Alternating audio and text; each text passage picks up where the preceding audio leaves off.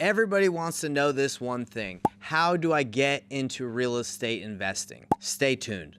Now look, real estate investing, there's a lot of things that go into real estate investing. There's fix and flip, there's wholesaling, there's property management, there's buy and hold. But today, by the end of this video, I'm going to explain and tell you exactly how you can get into wholesaling. How does it work? How do you get into it? I'm going to explain all that. I'm also going to explain what is wholesaling, what tools you need to get started with so you can take action, and how to find buyers so you can bring them deals that they will pay you for without having to be licensed, without having to spend any money, without having to have the risk of purchasing real estate, without messing up your credit or even having credit. You don't need any of that, all right? I'm going to show you all that today, so let's dive right in.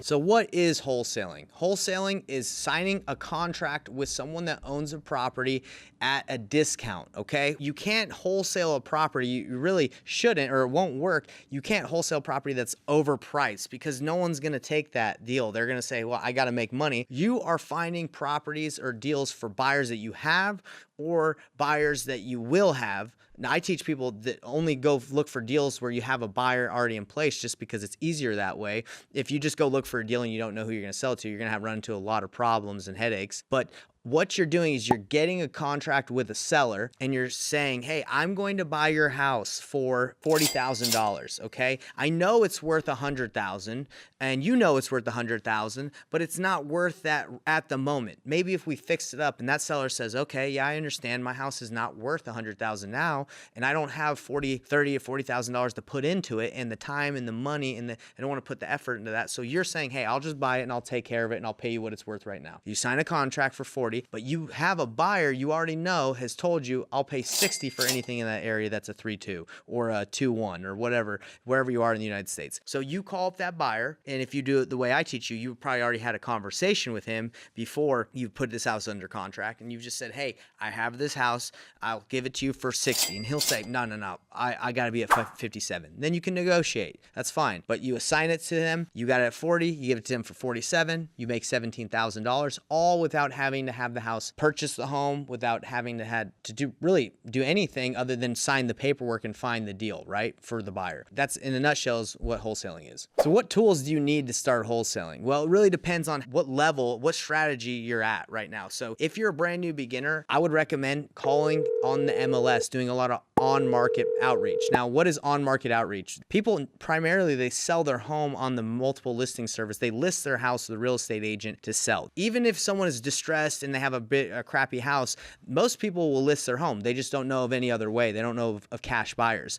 So you can find good deals on the MLS. You can see that homes are listed and they need work, and you can call that agent that represents that seller and say, hey, I'd like to make an offer. Now, it gets way easier when you're doing this if you already have buyers in place and you know what they're willing to pay, or even just asking them what they're willing to pay. So having that tool of the MLS and making calls to agents is what you need if you're brand new. Now, as you get more experience, I would recommend marketing. Marketing is a great way to get deals, whether you're cold calling with batch dialer, whether you're texting with batch leads. You can do mail, you can do pay-per-click, but I wouldn't recommend doing a ton of marketing until you have, experience and you know how to navigate deals. Because when I first started, I went out, this is what they told me to do. They said, hey, just go market. So I went and spent $10,000 on mail because I was like, oh, this will give me a good return. I spent that money, didn't get any deals from it. So I was like freaking out because I lost 10K. If I had to go back, I definitely wouldn't have done that. Or I would have had a buyer in place and been like, where do you buy?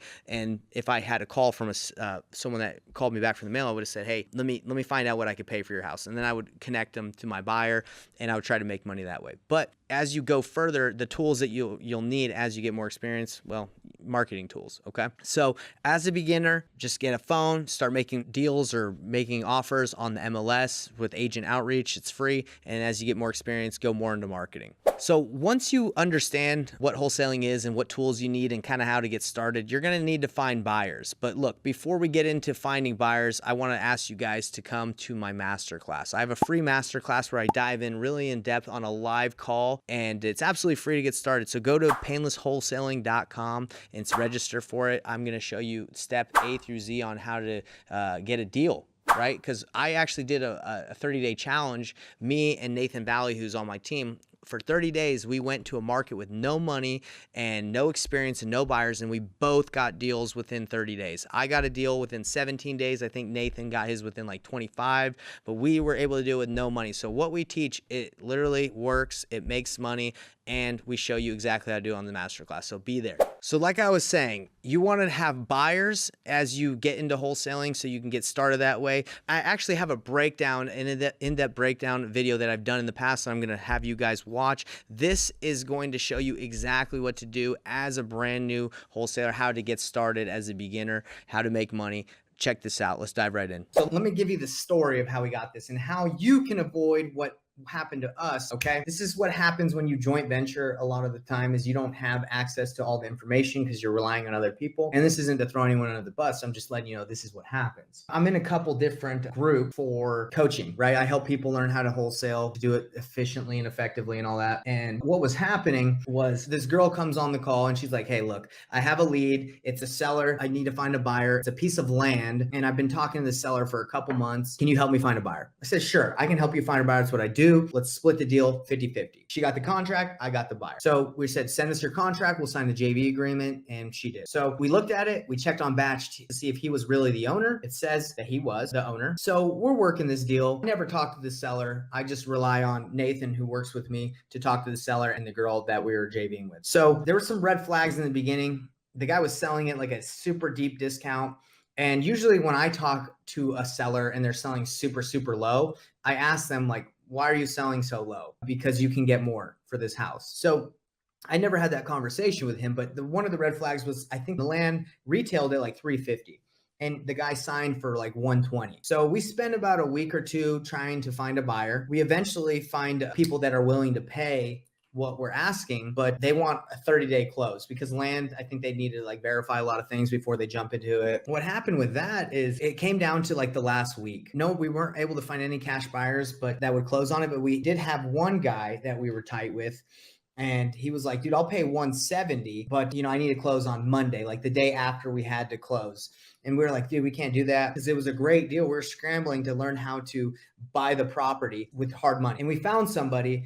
But there were just some red flags because we had called the seller and we were like, hey, look, can you give us a little bit more time so we can close and get our funds ready? And he started like ghosting us, right? And I don't know what his angle was, but he like stopped responding like 2 days before the close date. And I was like, guys, this is kind of weird. Like this guy's been wanting to sell quick and now like we're getting close to the close date, he won't even respond, and we're trying to like close, like get the money ready. So when you feel like there's something wrong in your gut, there probably usually is, and I was like, Nathan, can she double check that she's talking to the right guy? This just sounds fishy. And what had happened is this guy, the seller who had signed in the guy's name, for some reason, she got his number. She called one of the numbers and this guy was like, yeah, I'm Steven. And he talked to her. He signed the agreement in Steven's name and everything. And she had been dealing with the wrong guy the whole time. Like it's just a scammer. And I think what he was trying to do is just have someone just send him money. I don't know what his angle was, how he thought he was going to get money, because you're not going to get paid anything. We found out that was the deal because he wasn't responding. And I was like, man, this isn't making sense. So that's what happened. And after researching who the owner was, we found out this guy was an attorney and owned multiple properties. So I'm not saying all this to scare all of you, but you can use batch leads to find out who's the owner. You can use the data to find out more information. Maybe you can quiz them on it, like how old's the property? Or how long have you owned it? Questions that only the owner would really know, that Batch has, and maybe he might know it too. Maybe the scammer's got Batch Leads account, who knows? But what you got to do is verify. And if something feels off, it usually is. Apparently, after we called the real guy, the girl that we were working with called the real guy, he said, yeah, this has been happening a lot. This guy's been trying to scam people on a lot of his properties. But to avoid this, everyone, make sure when you're talking to sellers, if you feel like something's off, they don't know a lot about the property or something's something's wrong or you're not talking to the person, bump that. Like, forget that, right? Call it out. So anyway, that's the exciting portion, man. I thought I was going to make like 100K last week and it was a dud. You know, but who cares? If you think of questions, it's fine. I got to call this buyer back. All right. So you are asking, Nate, how do I find a good market to flip in, right? Or wholesale in, right? That's right. So what you can do is using data, you can see what areas have the most flips going on. So for example, if you go here to Utah, you can do the whole country if you wanted, but let's just say, okay, I want to know what part of Utah should I be doing deals in, right? So then you can look and see where the activity is, right? There's more activity obviously in Salt Lake City, Utah. There's not a lot going on anywhere else. Does that help? Yes, it does. Thank you. What's up, dude? How's it going? Okay, yeah, Diego, there you go. All right, we're going to teach you how to comp a property right now. All right, you ready?